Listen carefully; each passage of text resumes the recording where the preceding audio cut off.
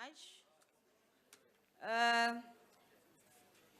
The last item on the order paper is a subject for discussion in the name of Mrs. D. Carter on the ills affecting local government. I now recognize the Honorable Carter. Thank you, Honourable Chairperson. President Zuma in the State of the Nation address once again acknowledged the dire and dysfunctional state of our local government. A record 132 municipal by-elections are scheduled for November, the largest electoral event to date outside of regular elections. These by-elections follow the dissolution of 3 ANC-led municipalities. This is the highest sanction that can be taken against any failing and dysfunctional municipal council.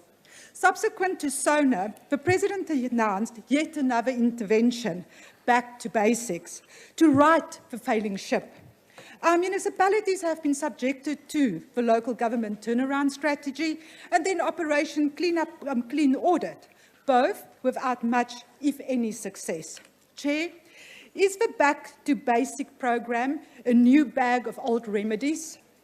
The sad reality is that if one examines the objects and duties of municipalities as set out in our Constitution, one gets a realistic assessment of a damning state of our local government.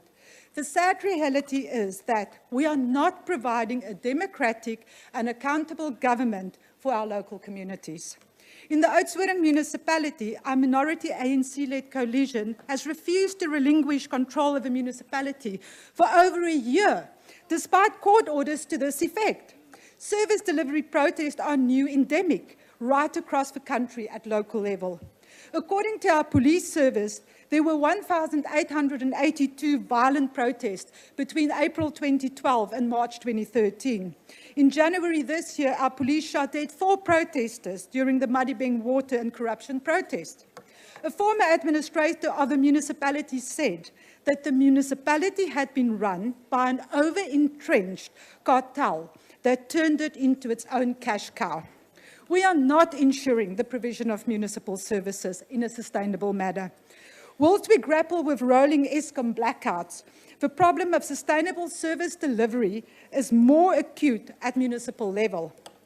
At a recent conference of the Association of Municipal Electrical Undertakings, the cost of infrastructure maintenance backlogs was put to 68 billion rand. The most recent Gauteng water crisis revealed no maintenance and no backup measures.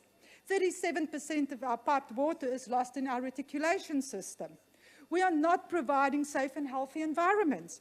Recently, the Bloemhof municipality lost its capacity to maintain its sewer plant, resulting in the community drinking contaminated water. 3 babies died, while scores were hospitalized. 40% of our sewage plants are in a state of crisis, and over 100 refuse dumps are unlicensed. The Institute of Race Relations caused an outcry when they stated, affirmative action kills. Maybe they should have reworded it, maladministration and corrupted municipal governance kills. We are not encouraging the involvement of communities and community organizations. In many instances, the truth is hidden from the community. It transpired in the Madibeng tragedy in a damning report that water supplies had deliberately been interrupted by councillors and officials who received kickbacks from owners of water bowsers who made money by selling water at a premium.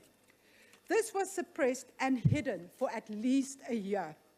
A report by the Auditor General found that in 46% of audited municipalities, contracts were awarded to employees, councillors or other state officials. A study by Mistra concluded that municipal councillors were abusing their positions to prey upon the poor. Corruption Watch branded local government as the most corrupt institution in South Africa. According to Info, 1/3 of all municipal and chief financial officers do not have the right skills for the job. The Institute of Civil Engineering found that 1/3 of municipalities had no civil engineers, technologists, technicians on their staff. The Tlokwe municipal saga shows that the ANC is reluctant to deal with corruption. When ANC councillors joined forces with the opposition to throw out the corrupt mayor, they were rewarded with an expulsion from the party. Is government capable of providing effective, transparent, accountable and coherent government to the Republic as a whole? If local government is failing, it's an indictment against our national and provincial governments. COPE fears that Operation Back to Basic will fail. COPE predicts more service delivery protests, more dissatisfaction and more violence, especially from some fostered by competing cadres in the run-up to the 2016 election. The World Bank defines corruption as the abuse of public office for private gain. The bank states that public office can also be abused for personal benefit through patronage and nepotism.